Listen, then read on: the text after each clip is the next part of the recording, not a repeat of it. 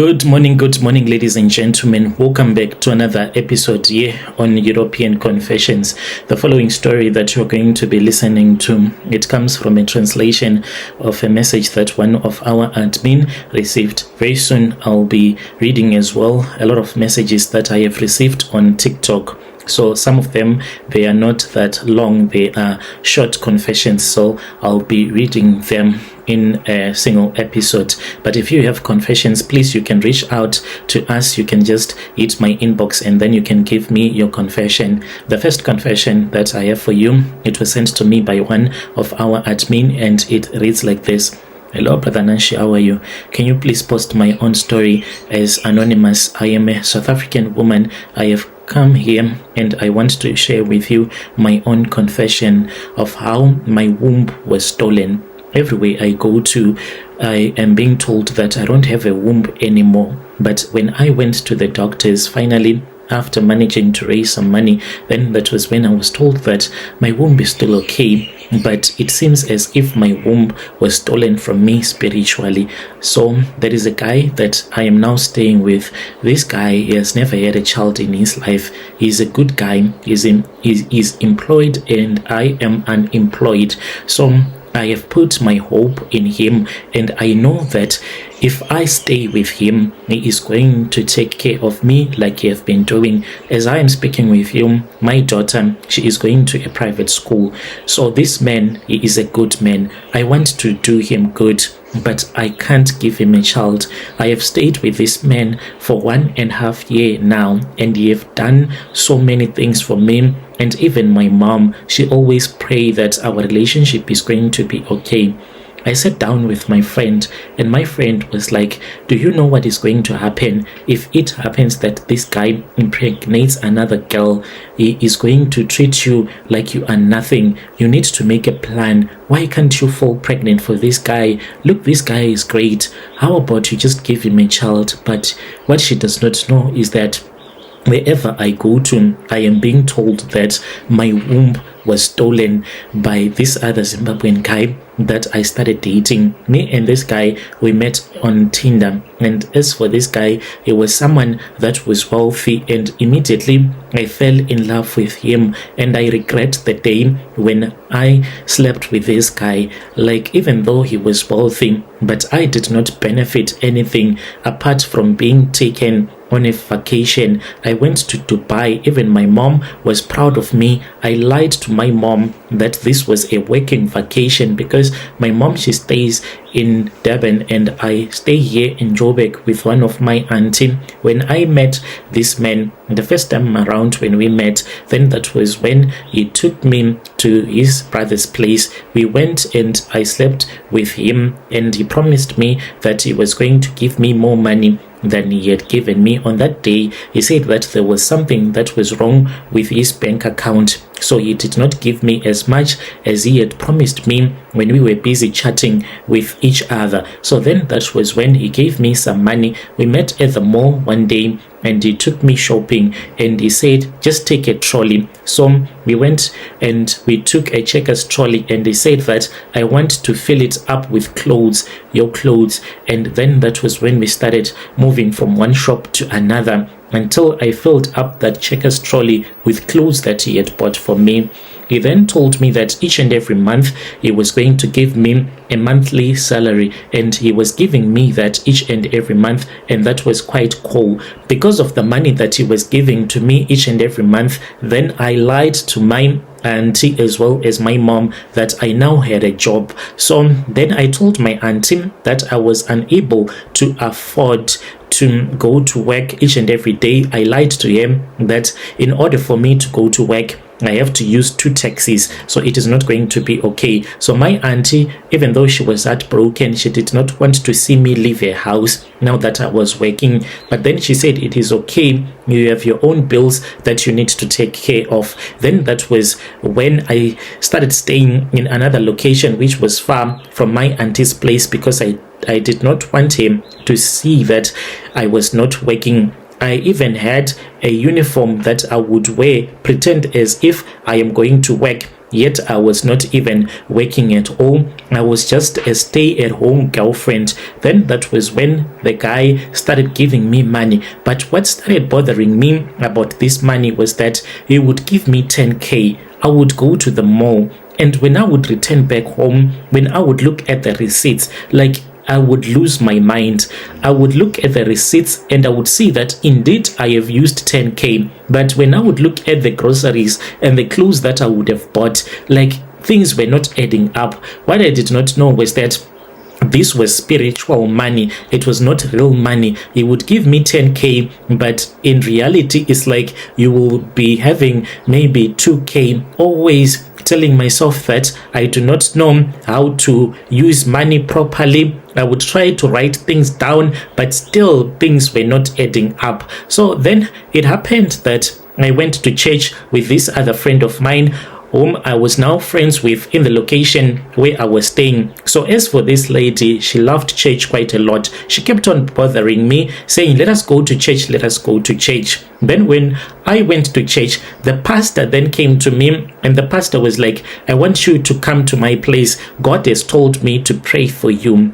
So then that was when I went to his place. I went to his place, but I did not find him. And the funny thing about it was that I had a dream, and in my dream, this Zimbabwean guy, he was standing in front of the pastor's gate. He was wearing a very big black garment. I could not even properly see his face, but in my dream, I had a feeling that this was the guy that I was dating. He then said, go, Lerato, what do you want here? Go back. I have given you money. What more do you want from this pastor? Can this pastor take care of you? Can this pastor do things for you that I have been doing for you? Go back, turn back. And then that was when I saw two big black dogs that were now standing beside him, and I ran away. When I ran away, that was when I woke up. I had a feeling that I was not going to find the pastor. I arrived at the pastor's house, and then that was when the pastor's wife, like, she was so nasty.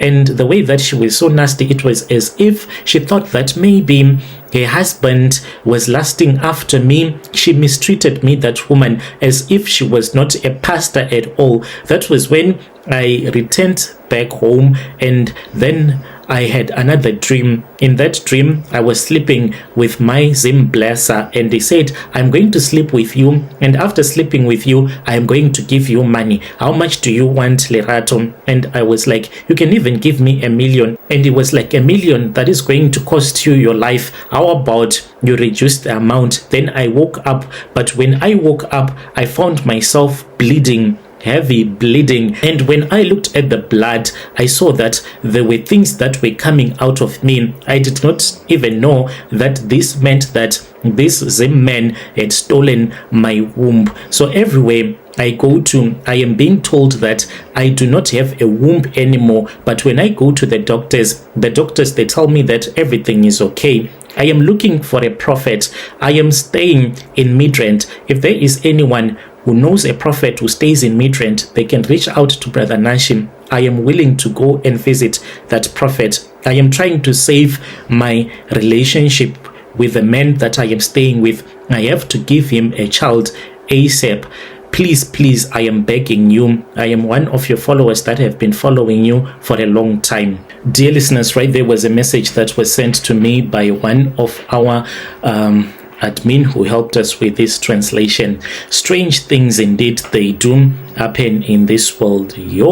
Let us try to speak with her in the comment section. And if you have any confession that you wish to share with me, please do not hesitate to reach out to us, and also follow us on TikTok as well, so that we can get more people who will be sending their confessions. Then there is another message that was sent to me by one of our brother. The message, it reads like this. Hello, Brother Nanshi, how are you? Can you please post my own story as hidden identity? So what made me to become a ritualist was that I was too embarrassed to return back home. there was this other lady that I had been dating. She was a Xhosa speaking woman. I came to South Africa. This was in the year 2008. When I came to South Africa the first time around, I was deported and I was returned back home. I then returned back, but I had lost the phone numbers of the man that I was working for. He was a vendor speaking man. He used to sell potatoes and tomatoes in a town that is called Thohoyandou by Sibasa. That is where I used to work. So I was arrested there.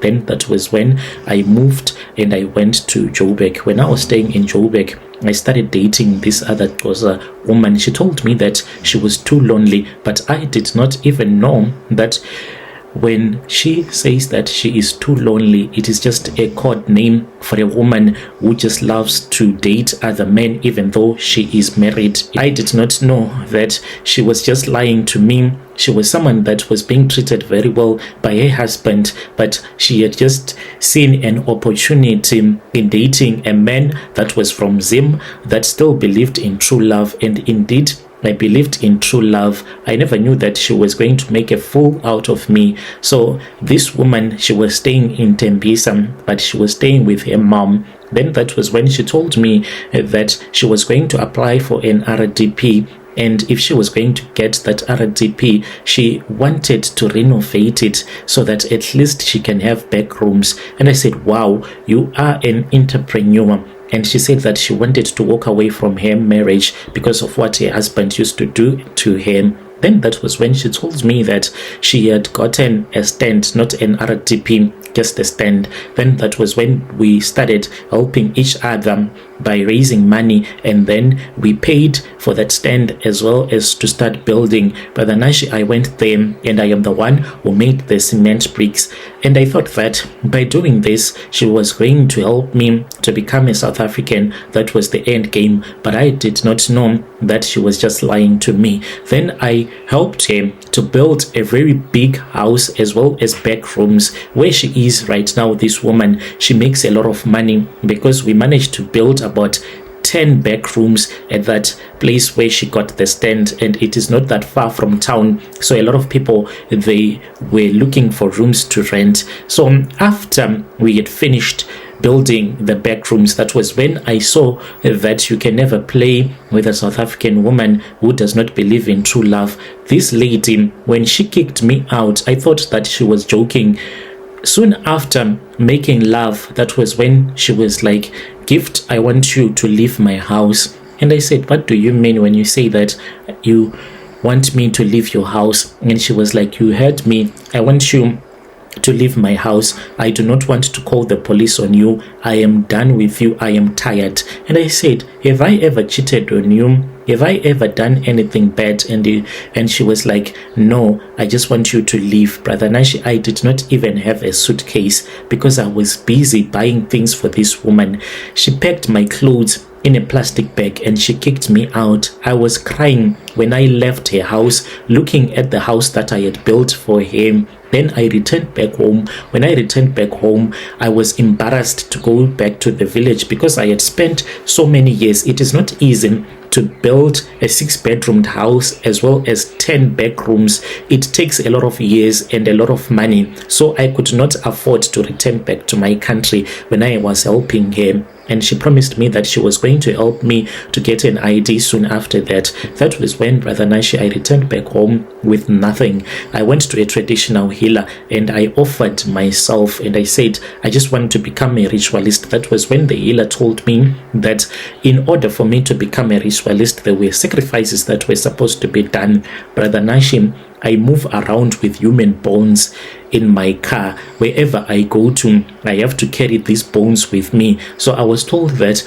these were the bones that were dug up from the grave of a woman that was murdered. This woman was murdered in Mozambique. So this traditional healer told me that since I had no money and since I had nothing to sacrifice, I was supposed to sacrifice my own life, and I was given a number of years to live. So what he did was that he sent one boy that was there who had came with his parents. The boy was not feeling so well. The boy was then sent to go and grab a chicken, one chicken outside. That was when I was given some maize grains, and I was told to throw those maize grains at the chicken, and the number of maize grains that the chicken was going to eat, that was the years that I was going to live. But what they did by the Nashi was that they covered my face with a black cloth so that I won't be able to count how many years I am going to live. He told me that the year that I am going to die, I am going to see a vision, and when I see that vision of a Tokoloshi coming to me to collect my life, then in that year I have to start preparing, because I am supposed to buy my own coffin. I am supposed to choose the place where I am going to be buried in order for my spirit not to be restless after I would have died. So I do not know exactly when I am going to die. I always wait to see that Tokoloshi in a vision that is going to come to me, that is going to tell me that it is my time to die. So I became a ritualist because of that. When you post my story, please tell me. I'll be following through in the comment section. Dear listeners, right there was a message that was sent to me by one of our brother. Strange things indeed they do happen in this world. Our brother is saying that there was a time when he used to keep a coffin in his bedroom that was full of human bones. And whenever he is with a woman, he takes these bones and he put them underneath the bed when he is making love to that woman.